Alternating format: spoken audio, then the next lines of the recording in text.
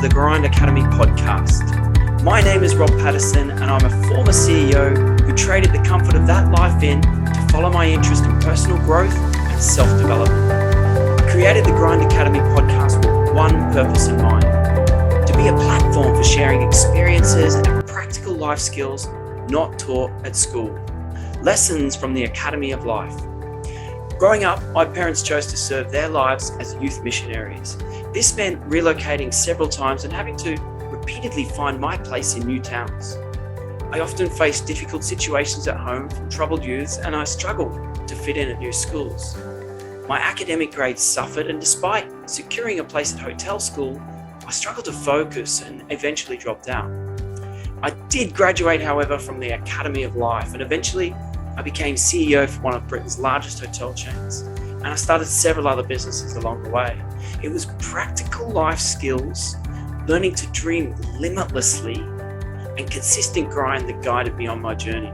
And that's why each week I'm introducing some of the most inspiring and talented minds from sport, business, literature, and science. I want to share their stories as practical life lessons that you can learn from and apply to your own personal situation. Thanks for listening to the podcast. Now let's meet today's special guest. One of the Beatles' most famous songs and album titles was Let It Be, and it's also perhaps the best way to describe the topic of episode 15.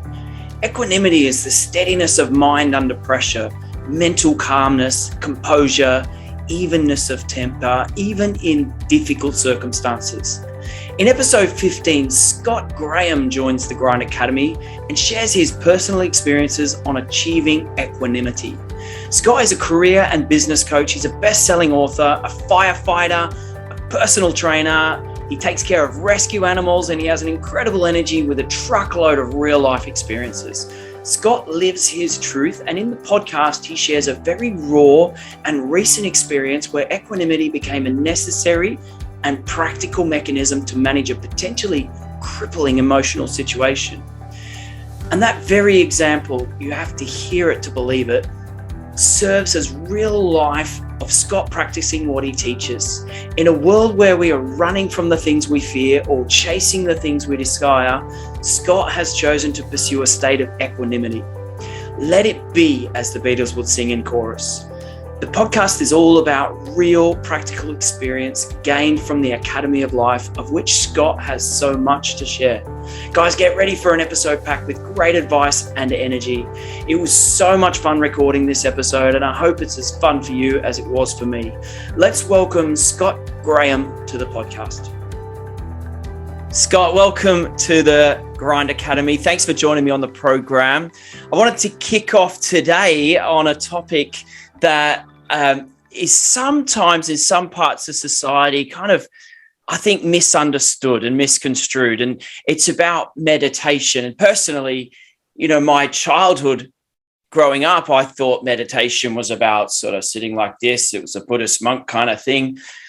But in my later life, I've realized that it's such a powerful tool. So I wanted to talk a little bit about the stigma in society around meditation and get your thoughts on the stigma that exists around meditation and how can we blast that out the water and become a real tool that people can use every day. Rob, what do you mean when you say stigma? I think that, crunchy, flaky, whatever. I think people think it's exactly a bit flaky, a bit left field. It's for hippies or something like this, and it's, or Buddhist monks, and that's just reserved for that. And I don't think people understand, it's not necessarily sitting with your legs crossed and your arms out like this. Meditation can be many different things for many different people. And I just think it's completely misunderstood in mainstream society. Mm-hmm. When I tell my friends that I meditate, they're like, what? It's interesting because I think there's a couple of levels around meditation that people misconstrue. I think that there's the worldview of society who think, oh, it's kind of flaky stuff, and then there's this view of people who are some, not everybody. I don't want get any hate mails here.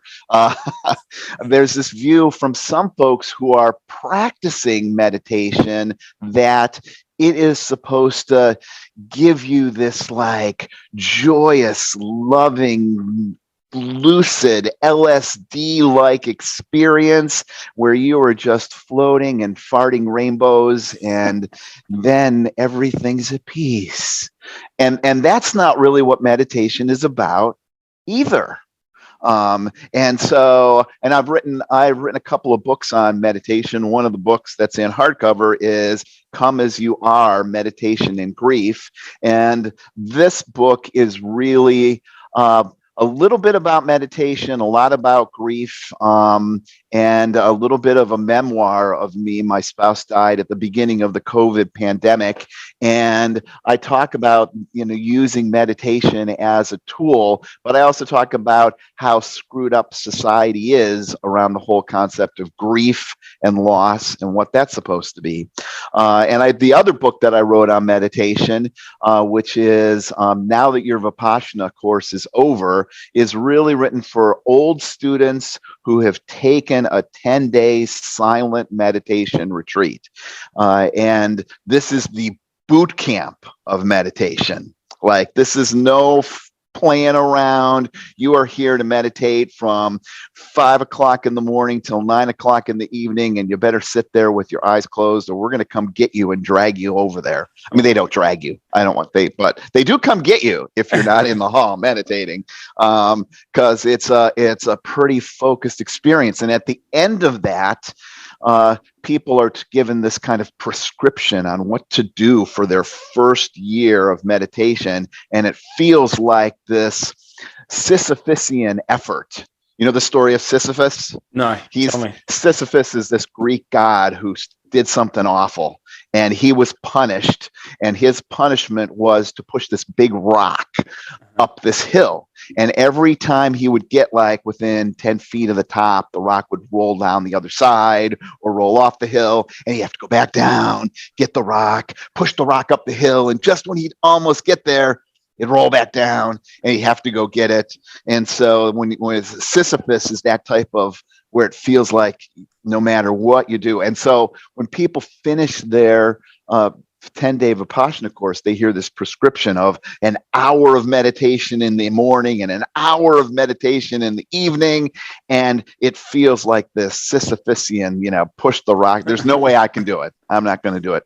So I wrote this book to kind of bridge the gap between this really dogmatic prescription and, actually doing something that you can incorporate in your life. It's like someone going to a fitness camp and somebody saying, what you're supposed to do? You're supposed to go for an hour exercise in the morning and an hour exercise in the evening. And they're like, I'm not doing that.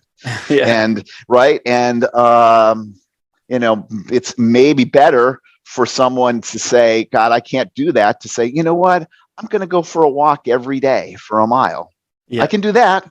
And if you can do that for a sustained period of time, that's better than trying this big, huge thing 100%. and then giving it up. Yeah. So your question was, this perception of meditation.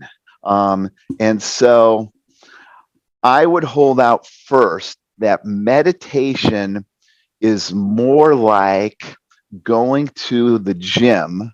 Since we're talking about running and things like that, I'm a personal trainer, so sometimes I talk in that around those metaphors. It's kind of like going to the gym and doing, the aerobics class, or going to the gym and doing Zumba, or going to the gym and doing some sort of cycling class, right? Everybody's on these stationary bikes doing this stuff to music, and people aren't doing those activities because those activities are going to provide something in the moment. They're doing those activities because those activities help you live longer, run up the stairs easier, carry the groceries away from the car easier, keep you from falling down. I mean, all these things that are really kind of key to our existence, these activities do. And meditation really is the same thing. It helps. It's the end result of meditation is a training of your mind so that you live a life of equanimity. And, one of the things I know you talk about, Rob, in your podcast is, things that we necessarily didn't learn in school that we should gain outside. And the unfortunate thing is that, we spend so much time talking about, the goal of life is to be happy. And I think that's a complete mistake. And that's what we're taught in school, right? You want to live a happy, long life. And I think the true goal of life is to be equanimous. And that's and what meditation does is it gives you a way to build the skill of equanimity. Equanimity is both a skill and an emotion. Like, happiness is more of an emotion, right? You have to do things to try to be happy. But equanimity, you can build the skill of an equanimity, which is going to fuel the emotion of equanimity. And that's a so much better way to be in the world. Yeah, I mean, it's impossible, isn't it? Life is about seasons. So you're at some point or another in your life, you're going to go through various seasons. You can't be in a happy state. I don't know anyone in a happy state for 24/7, 365 days a year for their whole life. You're right, Rob. So people either do one of two things. They are either chase or run away. Yeah. They're either chasing the happiness, thinking, well, once I buy this car, this gym, this thing, this vacation, this experience, this thing, I'll be happy. Or they run away. Once I get away from this person, get out of this town, get away from this job, get away from this thing, then I'll be happy. And so most people spend their lives chasing or running away, which is an awful way to live. Yeah, 100%. It's just, yeah. Yeah, it doesn't make sense. You mentioned silent meditation, and I think I read somewhere you've done nearly 300 days of silent meditation. I have. Almost a year of your life on silent meditation.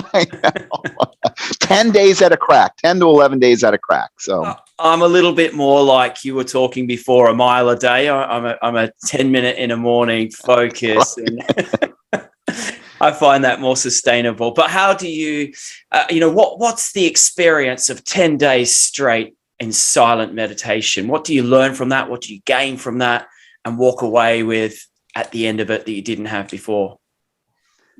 There are these retreats all around the United States that are run by, if you Google Vipassana, you're probably the first thing that's going to show up is one of these retreat centers around the States. And they're put in the tradition of S.N. Goenka. And he is a deceased meditation teacher who used to be a businessman before he became a meditation teacher, and took one of these 10-day courses and was so transformed by it, he just stopped the business and then essentially just taught this meditation over and over again. And they're all around the world, all around the United States. There's a place in Georgia, there's a place in Florida, there's a place in California. They're everywhere. And they're free. They don't cost you a penny to go to. They just cost you 10 to 11 days. It's really 12 days of your life, because they start the course on a Wednesday, which they refer to as day 0. And then the first day of the 10-day course is the Thursday. And then that goes through the following Saturday that's day 10. And then you leave the next morning, which is day 11. So it's really 12 days when you count the 0 of your life that you're committed on this stuff. It's not like, people go on a seven-day vacation and it's really a 5-day vacation, because day 1 and day 7 are travel days. Yeah. Not with these people. 10 is 10. You're going for 10 days. You're going to go for 10 days. What happens is 2 things happen. The first 3 days of the course, you are taught a technique called Anapana. It's very easy to do. It is The focus is focusing on your breath with, and this is a really important piece, no verbalization. So the goal is to not think. Mm-hmm. And so you're not counting your breaths. You're not saying in and out. That voice, the voice in your head. Do you have that voice in your head? Yeah. I got that voice in my head, right? Probably everybody has that voice in their head. That's like, that voice wants to rule you. And the mistake most people make is that, and this is where people really get screwed up in the world, they think that they are that voice. Mm-hmm. People get depressed, people get anxious, and it's because they mistake themselves for the voice in their head. And if we did everything that silly voice, I mean, I don't know about you, but if I did everything that voice in my head told me, I would probably be in a mental institution or locked up or something, right? It's a crazy voice. It says nasty things about the world we live in. It says nasty things about you. It says nasty things. I would never let a human being say to me the things that voice in my head says to me. Yeah, well, I think our mind is programmed to go towards safety, and it's not necessarily got our growth or development or best wishes in mind. It's just got safety in mind. Yeah, exactly. Yeah. So what happens is that you really, in those first 3 days, recognize, what a crazy mind, untrained mind you have. Mm-hmm. And so the focus of coming back to your breath without verbalizing in and out, warm and cold, 1 and 2, 3 and 4, whatever, without doing that, forces you to discipline yourself and discipline the mind. It's like going on a diet and saying, I'm not going to eat donuts. I'm not going to eat ice cream for dinner. I'm going to eat these, and you discipline yourself, even though there's a part of you that maybe wants to eat ice cream and donuts and Captain Crunch. You discipline yourself to not do that. And so there's a part of you that wants to think about all this stuff, and you discipline, come back. And then this is what happens, is that mind, especially because it's silent, there's no reading, no writing, no music, no nothing. There's no stimulation. That mind gets quieter and quieter and quieter. And so by the 3rd or 4th day, that mind is pretty quiet and not speaking to you. It's kind of restrained. That it can come back up again, but that environment and that isolation kind of removes the stimulation from that mind, and it gives you the point where then you can practice Vipassana. And the technique of Vipassana, which is basically being aware of the changing sensations in your body and not reacting to it. Just like Anapana, that breathing exercise isn't about breathing. It's a skill set to quiet your crazy mind. Vipassana is really a skill set and tool to help you be equanimous and develop at a very, very small level an acceptance of discomfort, change. You sit down in the morning and you have and the two things happen. The chasing running piece that I was just talking about, those happen on a very micro level. You've been silent for 5 or 6 days, so it's just you in your own little, think of it like an experiment. No one's teaching you anything. No, it's just you. And what you see is you sit down and you have a great meditation in the morning.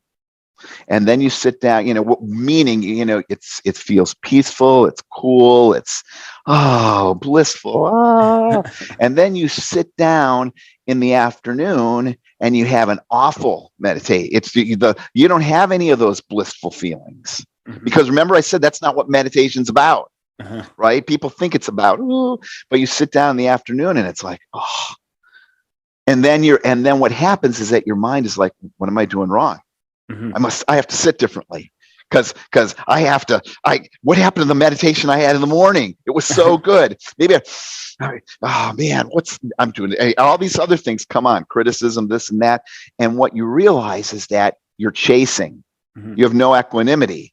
You're trying to get to that spot you were in the morning, but that's not it's like the winter, fall, summer, spring you just talked about, Rob. Or the exact opposite happens.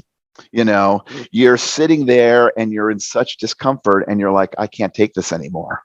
Right? This is not what meditation's about. No one told me meditation's about pain and doing that. This really sucks. I can't make it. You're sitting there for an hour. And then at some point, for a lot of folks, it's early on, it's later on. At some point, you only get a glimmer because it's a skill.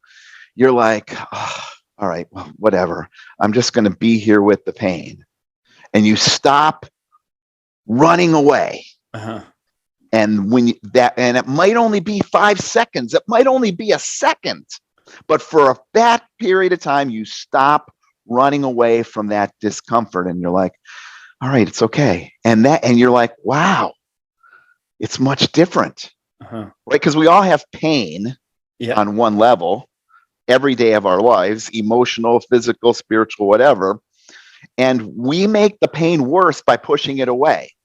So it's learning to live with it, not so much manage it, but be at peace with it. Yep, that's yes, right. Have you ever had a headache? Yeah. Have you ever had a headache that you said to yourself something along the line of, "Oh my God, this is the worst headache I've ever had. Oh my God, I feel I'm going to die. Is this ever going to go away?" Have you ever had that? Yeah, headache? And we tell ourselves that, don't we? It's right. And when you do that, what happens to the headache? It just reinforces your thoughts, doesn't it? And reinforces the feeling. And it's the worst headache imaginable, right? You lay down, you sit up, you do this, you do that, and the headache doesn't go away. And you got like, oh my God, because you're pushing it away. But have you ever had a headache where you just said, I have a headache? Maybe you took an aspirin, maybe you did some antidote to help with the headache, drank some water, whatever, because headaches are a sign of something not going right with us physiologically. But have you ever had a headache where where that mind didn't lay a trip on you or a story on you about how absolutely freaking miserable the headache is? Have you ever had a headache like that? I think I always try to embrace pain. I always say when pain is in the house, the teacher's in the room. So I'm kind of thinking it's an opportunity to learn. And when you think that way, Rob, is your headache worse or less than when you think, oh my God? Less, absolutely. I practice that and believe that at a core. Yeah. Yeah. And so that's one of the pieces that you discover is that, we have, these good times and we have these bad times. And it's just on a very simple level of meditation and the experience in that meditation. And you realize that, how much worse we make it by chasing it or running away. And so they ask you as you're like on the day 7 of the course, they're like, you meet with the teacher and they ask you, they don't say, how's your technique? They don't say, are you experiencing radiant light and rainbows? They say, how's your equanimity? Because that really is the benchmark. And that's what equanimity is that piece, like where it's like someone saying, how's your lungs functioning? How's your VO2 max, people say when you're exercising, or, how's your stamina? How's your strength? How's your balance? The equanimity on the mental, spiritual level is that piece of progress that you can actually see in your life. So when you leave, you've learned these skills on a micro level, and the equivalent of running up the stairs is you get stuck in traffic and you don't get as upset. How did that happen? You're not doing anything. You're not doing any type of mantra. You're not thinking anything. You're not doing cognitive behavioral. What's going on? It is different when you're stuck in traffic and not getting frustrated, because you have done that. You've been working out for 10 days in the gym of Vipassana, and you're able to tackle that because your stamina is different around that. Does that make sense? It does. And it leads me to a question that I didn't plan on going towards, but I feel like it's a relevant question at this point in time. And Mike Tyson famously said that everyone has a plan until they get punched in the face. And if you've done nearly 300 days of silent meditation, and I guess, practiced, and I don't know if you've mastered, or you feel like maybe you do, mastered the art of equanimity. Maybe this much. You mentioned it at the start of the program, so I hope you don't mind me bringing it up now, but you got a punch in the face, metaphorically, during the pandemic, right? And how it must have challenged or tested your equanimity to a very deep level. It did. You're talking about the loss of my spouse, right? Mm-hmm. Who burned alive in an automobile accident. And I have to tell you, if it wasn't for having developed equanimity over the years, I would have been much more off the deep end. Mm-hmm. Now, because here's the misconception about grief. This is you can read this. Don't take my word for it. Google it.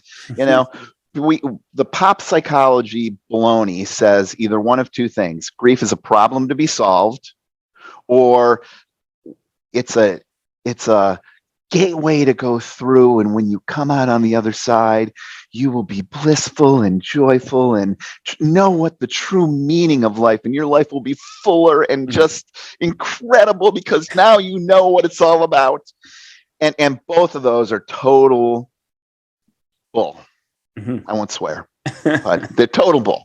And the reality is that the experience of grief and loss is an emotion just like any other emotion.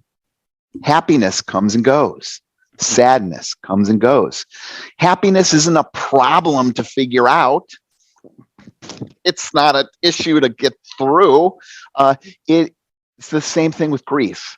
And so my experience of grief, and I talk about that in this, I should pull the book back up. I talk about that in this book, and that experience of that equanimity and practice of Vipassana let me experience my grief and loss as clouds going across the sky.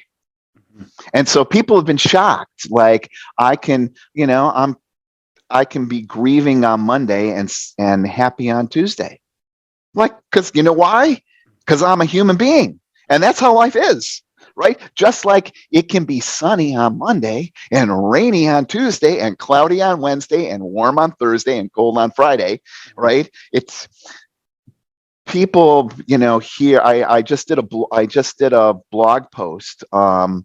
Last week was a really difficult week. I don't know why. It just was a difficult week. And I spent a lot of time crying last week. And I did this blog post called, you can look it up on Medium. It's called 840 Days. And I wrote about that experience that week and how, everybody else has moved on because it was 840 days ago, right? In their mind, right? It's like we live in a world with of TikTok moments, Twitter tweets, Facebook, postings, Instagram little videos, and CNN news cycles, right? People don't even think. I mean, look at COVID. Like COVID 2 months ago, everyone was like COVID.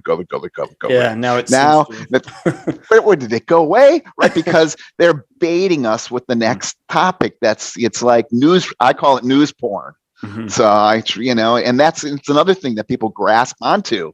It's and or run away from. I have a friend whose husband has been riveted by the Ukraine and the war in the Ukraine, and he's like watching YouTube and CNN like 4 or 5. He's off the deep end emotionally because he's like, the world's going to come to an end. And so the experience that I had last week, I posted that blog article, and I got all these people that replied of like, it'll get better, I'm here for you, and I mean, are you okay? And some people were worried, like they were calling me the day that I wrote the article. I got a bunch of calls. Are you okay? Call me. Someone texted me and said, please just let me know you're okay, because they think that you're cloudy forever. It's raining forever. And when I'm like, I talk to somebody, I'm like, I'm fine. They're like, are you sure? I'm like, yeah, but you wrote such a strong, emotionally charged article about grief. I'm like, that was last week. I'm not the same person I was last week. What do they say? Every 7 years, literally on a physical level, all of our cells slough off or regenerate every 7 years. Right. Well, after every night is day, and after every after every spring is summer, and it cycles, isn't it? Cycles of life. Yeah. We're there. Everything is changing. We just think everything is not changing, or at least that crazy voice in our head wants us to think that way. If you look at a picture of me 5 years ago, I don't look like I do today. I mean, I look a little like I do today, but I don't look exactly like I do today. And if you look at a picture of me 25 years ago, I definitely don't look like I do today. It's not the same person. It's not the same person. Well, for anyone who's listening and thinking, you know what, I'm not quite ready to go and join a 10 or a 12-day silent meditation course, is there anything that you would suggest somebody could pick up and just dip their toes in the water, or make a start, take that step forward towards achieving, equanimity? Anapana is the first step. Anapana is the first step. You could do that starting today. I have a number of coaching clients that I've worked with, and they have done endless guided meditations, this thing and that thing. And I'm like, you just do Anapana. They're like, what's that? I'm like, it's really easy, but it's really hard. It's really easy. The instructions are no longer, you don't need a guided meditation. You just, I guarantee if you listeners or viewers sat down tonight and said, I'm going to do 15 minutes of Anapana meditation, 10 seconds, maybe 20. I won't go further. 10 seconds, maybe 20. You're going to focus on your breath without thinking. You're going to be like, oh yeah, the guy said, don't focus and don't be thinking, oh shit, I'm thinking about my breath right now. I got to stop. Oh, will that stop? All right. You're going to take 3 breaths and you're not going to think. And the next thing you know, you're going to be coming up with the shopping list, what you're doing tomorrow, what you saw on TV. There's going to be some music in your head, and then you're going to be like, oh, wait a minute. That's not what I'm supposed to be doing. I got to focus on my breath. You come back to your breath, and what happens is that wandering mind gets less and less and less and less. And the nice thing about your breathing is that you don't need an iPhone to do it. You don't need some tape recorder. You don't need a CD to do it. You can do it anywhere, because everywhere you go, you're taking your breath with you. You can do it while you're in the subway. You can do it while you're in the shower. You can do it while you're, waiting. We spend so much time waiting. You can do it while you're in the grocery line. You just have to make sure that you step forward when it's your turn, so the person behind you doesn't say, what's wrong with you? Well, I actually do it. It's funny you say that, because I do it while I'm working out. And if you might know this, and maybe you already advise your students to do this as a PT, but I will quite often close my eyes just in the gym while I'm working out and focus on my breathing. And actually, I'm able to achieve a lot more in that moment than if I've got my eyes open. and I'm just not Right. focusing on my dreaming. I'm listening to my breathing. Sorry. So I think it somehow, I don't know why, subliminally, I'm able to lift more and I'm able to lift longer when I'm really in a calm state and focused on my breathing and just trying to block everything out. And I have a theory as to why that is. Tell me, I'd love to know, because I actually have never understood it. It's because evil Rob isn't in your head saying, oh my God, I've done 10, I can't do 2 more. Evil Rob isn't in your head giving you grief about this. It's your evil Rob's not saying, I got to finish this up because I have to, get to this next appointment, or I've got 3 more to do. I'm only on my arms and I have my chest and upper body to work on. It's like the experience of a headache is different when you're not putting that extra, when you're not allowing crazy Rob or evil Rob to put on that extra story. When you're quiet and working out, it's just you and working out. There isn't and it's just lifting and going back down. And there's not a piece of, oh, this is too hard, or, oh, I've only done 8, I've got 4 more to go, or there's another person behind me and I'm taking too long, or do I have a good form? And they're just, or you're on the machine and you're like, oh, and none of that happens because you're focused on your breath, which is bringing you on a focus in the moment. So flipping that the other way, would that then lend itself to saying, well, if you can think positive thoughts, not so much empty your mind, but think positive thoughts, could that, because I do see guys that are, oh yeah, and doing it doesn't work for me, but theoretically, if the negative thoughts are slowing us down, could positive thoughts help us? I would say no.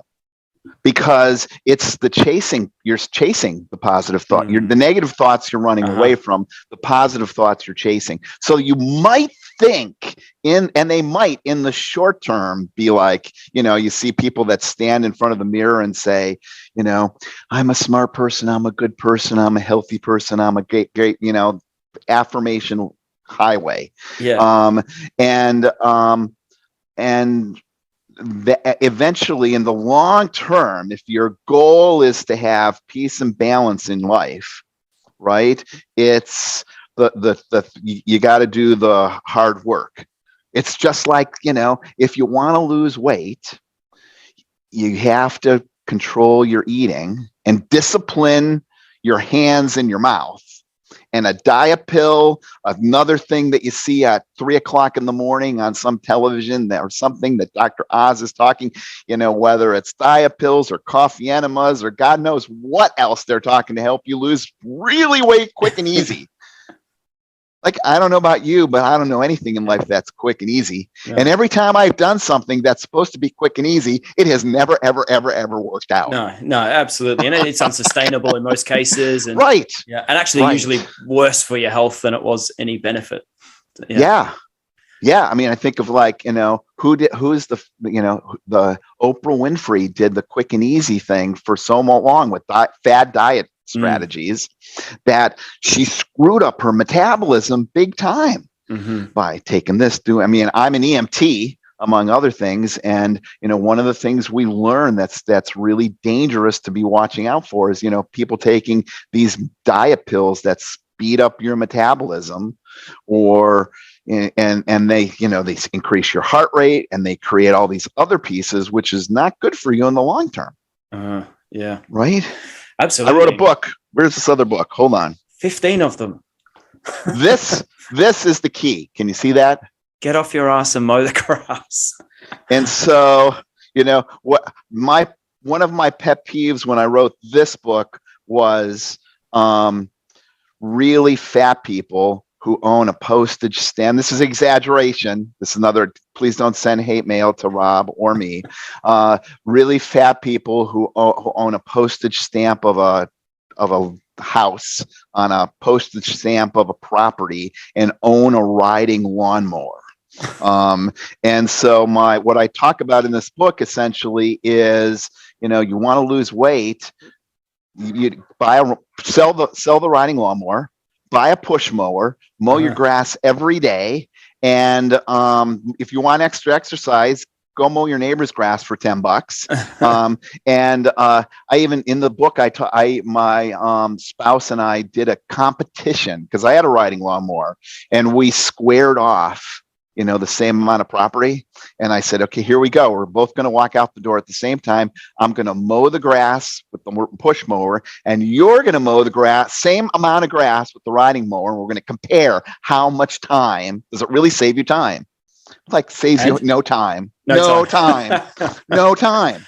It may save you a little time, but you're just sitting on your ass drinking a Mountain Dew while you're mowing and eating Doritos while you're mowing the grass. But and if you really want an exercise, I talk about here, get rid of the power mower and get a mower that doesn't have power wheels. And if you really want exercise, get the old-fashioned, no gasoline real mowers.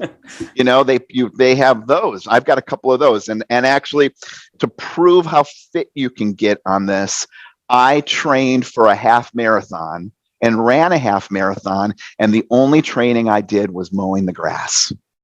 There we go. Nothing else. That's brilliant. There's a lot of cyclists in my area and where I am, and there's a lot of wealth in the area as well. And I'll see this quite often, a bike that's worth $10,000-$20,000, and the difference between a $10,000 or a $20,000 bike and a few $100 bike is the weight.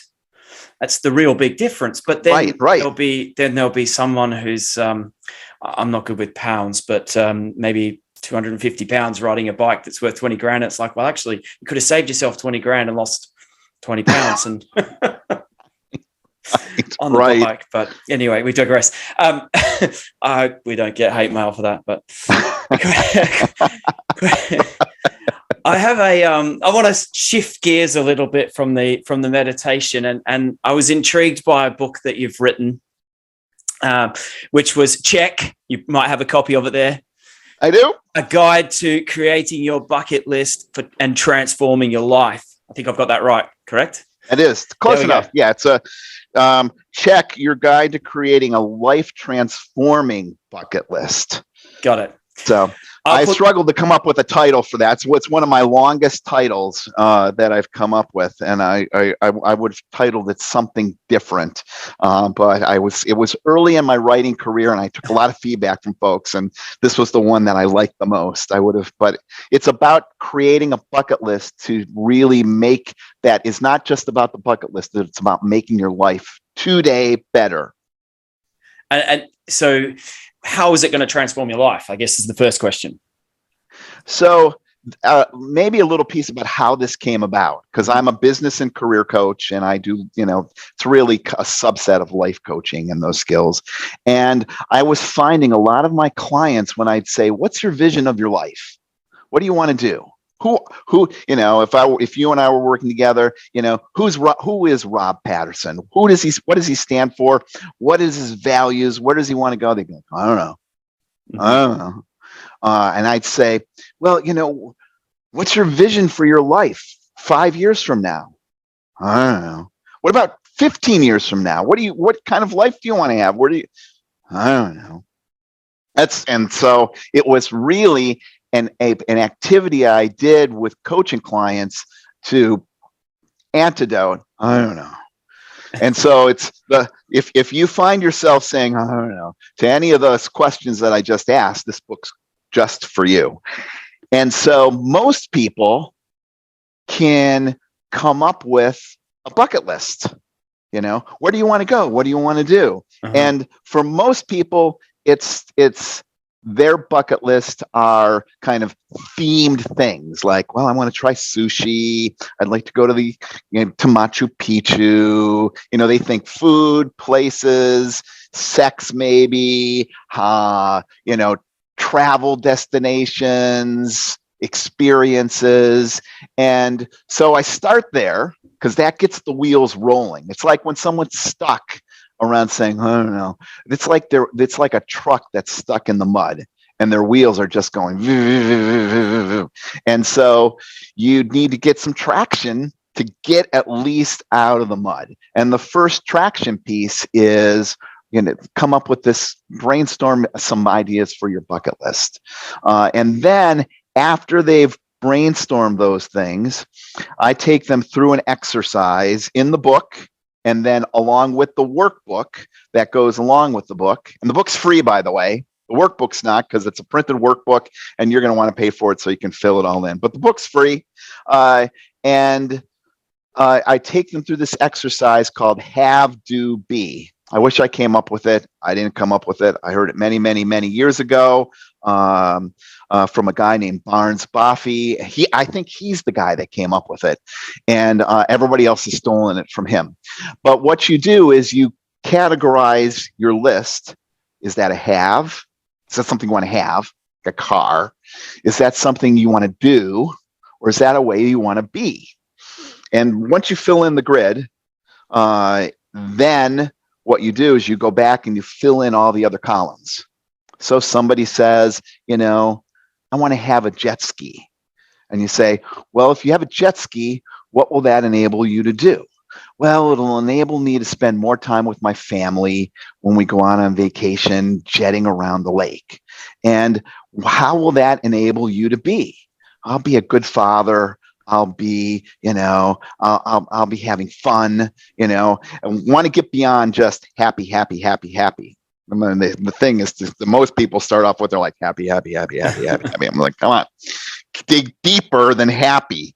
It's like, a stereotypical, big guy. And you say, how do you feel? And he's like, I'm either angry or I'm happy. And you're like, come on, you got to get this big feeling chart and go through with them and stuff. So anyway, you go through this exercise and figure out the B part, because ultimately that's the translation back to your life. Then you go through some other steps, dig deeper, get some ideas from other folks, expand your bucket list, look at your values, look at other people's values, and the end result after going through, what's this workbook? Not 85 pages in this workbook, and 17 kind of distillation steps. Think of it like making a fine liqueur. You go through it, and what you end up with is a core set of values that are related to your bucket list, right? I want freedom. I want adventure. It's about commitment. It's about honesty. It's about being there for my family. And some people say on their bucket list, what the most important thing is to see my kids graduate from college. What is that? That person's got a different type set of values than somebody says, on my bucket list is naked bungee jumping. Right. And naked hang gliding and zip lining in the Amazon. I mean, that person wants adventure and joy and exposure, but the other person wants, family and support and a legacy around that. And so once you've figured out all that stuff, then all you have to do is say, how can I live those values in my life every day? And if you live those values every day, you can throw the bucket list away. Who cares? Because if you live those values, you're going to hit maybe not those things on your bucket list, but other things that are just as fulfilling. If you say, I want to see my kids graduate and I want to be there for that, you're going to be like, oh, I want to be there for my kids and parent and be there. So when my boss says he needs me to stay after work, I'm going to be like, wait, no, because I know I need to go to my kid's soccer game. Not because I'm supposed to go to my kid's soccer game, but because that's in alignment with who I know I am today and the person I want to be. Hence the have, do, be. Right? This is how I want to be. And now all I have to do is work backwards. If I want to be a loving father and I have a choice, what do I do? Do I stay at work or it's obvious, right? If you're clear on who you want to be, your choices about what you want to do and what you want to have are easy. Yeah, it's a clever way of explaining how your values then align to your actions every single day. Absolutely. In a really simplified, clever way, really, really smart. Have, do, be. I actually haven't come across that before. That's a really clear, visual, simple, easy to understand tactic method. Right. And that's why I wrote the workbook, because I came out with the book, and apparently, I mean, this was early in my writing career.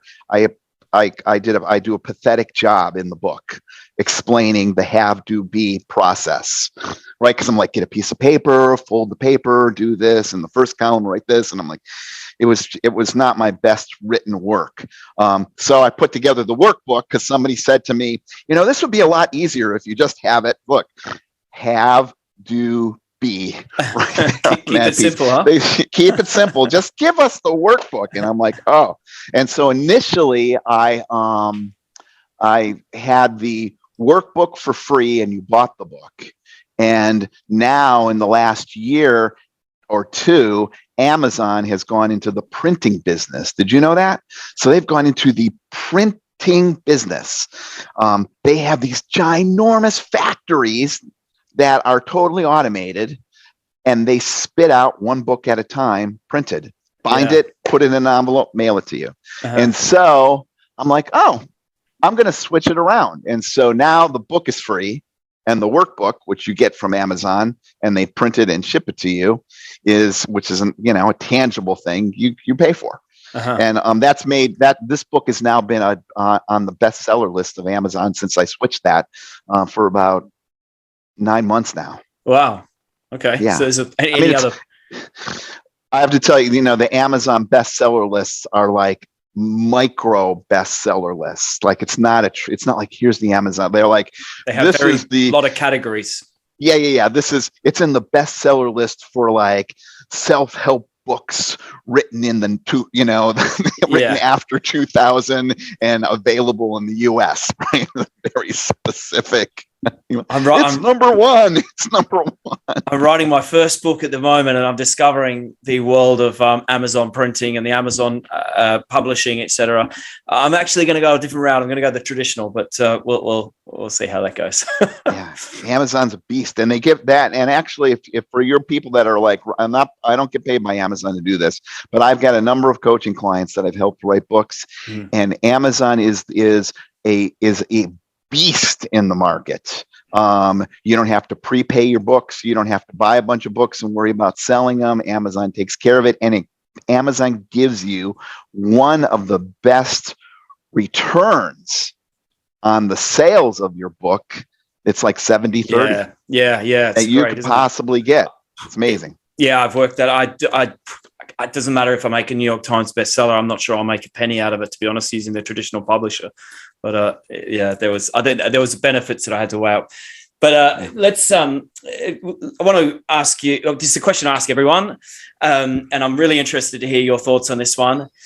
It's got to do with the theme of the program. So I asked all my guests if there were 3 things you could go back in time and you wish you were taught in school, but you weren't, what would they be?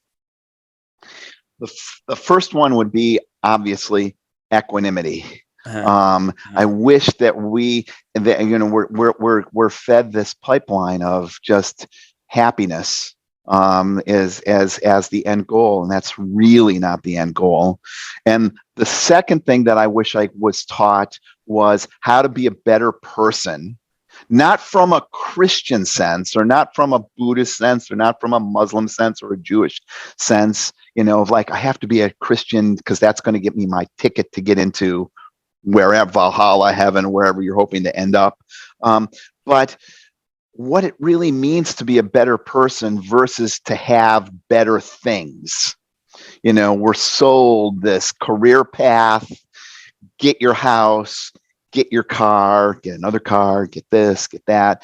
And that, that those things don't define who we are, right? We're taught that. I mean, that's why, listeners, if you ever wondered why there's so many different colors of cars that you can get, it's designed so that you can try to express your personality, because they want to hypnotize you that you need to, in 6 months or 6 years, buy another car or lease another car, because that's who you are. And that's not how it used to be. Everybody used to dress in black and brown, and all the cars used to be black and brown. And so that's the second piece, that, who I am. And then the second piece, the third piece related to that, which is it's another skill set. Well, there's two pieces. The first one was what I would call loving kindness, really, loving people and loving other people, kind of like love your enemies as yourself, type of thing. But very similar to that is a term called sympathetic joy, which is really being happy for the success of other folks. I love that. And that really happens when you realize that, I mean, we're always trying to keep up with the Joneses, or keep up with the man, or keep up with the woman. And that keeping up with them is this push and pull. You're chasing or running, one of the two. And if you find yourself not truly happy for another person's success, it really is an indication that you're still chasing and running. Because if you realize that we're all chasing and running, and that the fact that that person has 3 boats is not enough, doesn't add up to anything around true equanimity in life, then you really are like, yeah, I'm glad that you're having some success and things aren't, because we all know that, we're all going to grow old, get sick, and die. And if having all those things really mattered that were taught in school, you would not see, famous people killing themselves, jumping out of balconies, taking overdoses of drugs. You wouldn't see that, right? Yeah, he who dies with the most toys still dies, huh? Yeah, that's a great statement. Is that you? Did you come up with that? I heard it just now. I wish I could claim that. I heard that somewhere along the lines. I don't know where, but so I wanted to, if somebody wanted to get in touch or reach out, buy one of the books, I'm sure they can find it on Amazon. But if they wanted to see, hey, look, I want to go to one place, see all the books that have been written. So you go to gscottgraham.com, not the period in the G, or you Google G period Scott Graham, and then this podcast will be there, other podcasts will be there, all my books will be there, my website will be there. I've done a pretty thorough job to make sure that I show up under when people are searching for my name. Well, so you'll have no trouble finding it. Well, I think you've showed up more than one way, and to use that line. And I wanted to say thank you for. As I've met a lot of coaches in my years in business before I come into this side of the world, changing out of business world into the self-development world. And I think what strikes me the most is there's a lot of coaches who I don't get a sense of authenticity, and I'm not sure if they live what they preach. And I get 100% sense that you live what you talk.